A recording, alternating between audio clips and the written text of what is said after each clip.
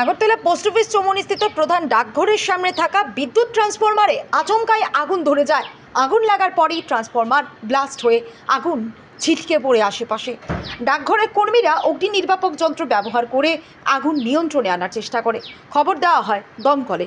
দমকল কর্মীরা এসে আগুন নিয়ন্ত্রণে আনে। ফলে বড়সড় অগ্নিকাণ্ডের ঘটনা থেকে রক্ষা পায় ডাকঘর সহ আশপাশ এলাকা।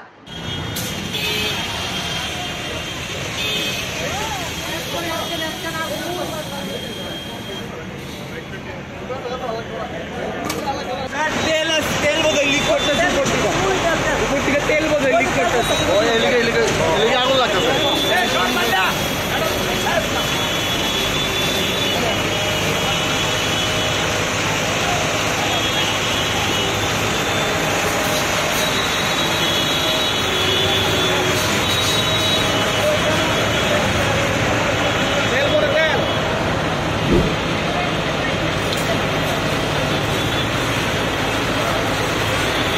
আমরা উপরে আমরা একটা মিটিং চলছিল, হঠাৎ করে ব্রাস্ট মারছে।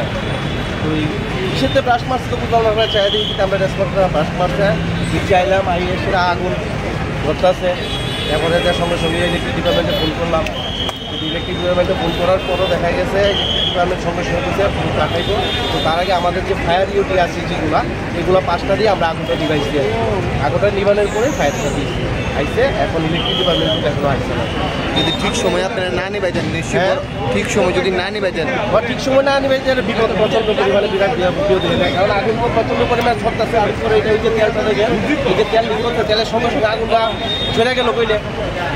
আমরা সঙ্গে সঙ্গে এসে আমরা অফিস স্টাফের যে 5-6টাই আছে অফিসের, সেটি দিয়ে আমরা নিবাইছি আর কি ফায়ার ইউটি যেটি আছে।